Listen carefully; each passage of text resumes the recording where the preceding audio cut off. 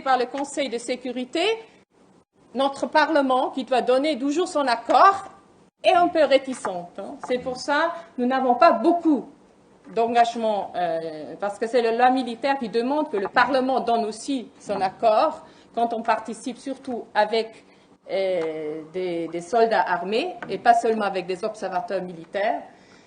Et nous avons mis un grand contingent à Kosovo, parce que là, le Conseil de sécurité avait donné son accord pour la KFOR. Et là, la Suisse, c'était pas loin de nous, de chez nous. Nous avons aussi vécu les effets de la guerre.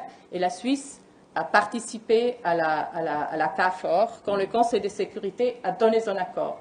Pour vous dire, quand la NATO avait attaqué le Kosovo et le Conseil de sécurité n'avait pas encore donné son accord, la Suisse n'avait pas donné les droits pour voler au-dessus de la Suisse, parce que ça aurait été contre la neutralité.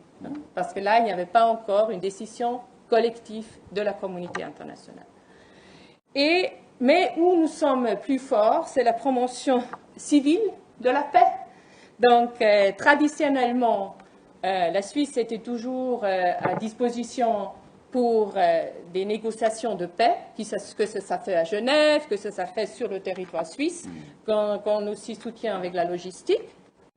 Traditionnellement, la Suisse a aussi souvent représenté des États, et on le fait encore, de représenter des intérêts étrangers, alors des mandats de puissance protectrice.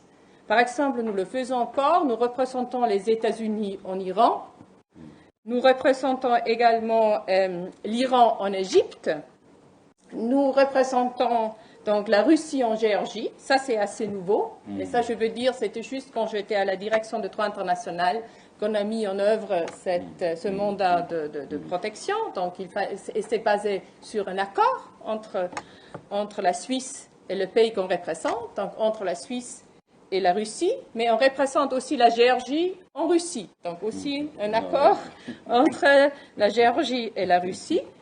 Et depuis peu, on ne représente plus les États-Unis au Cuba et plus le Cuba aux États-Unis parce que le Cuba et les États-Unis, ils ont normalisé leurs relations. Mais on a aussi développé de nouveaux instruments de règlement pacifique de conflits, surtout la médiation. La médiation, c'est plus d'être seulement hôtellerie et mettre à disposition la logistique, c'est aussi de vraiment faire la médiation entre deux parties. C'est encore aussi plus qu'une puissance protectrice, parce que comme puissance protectrice, on ne fait pas la médiation, on transmet des messages. Mais la médiation, on est là comme acteur et on est mandaté par deux parties pour trouver une solution. On a des médiations en cours à Myanmar, en Ukraine, également au Soudan du Sud et Colombie. Colombie, c'est un engagement qu'on avait depuis très longtemps et qui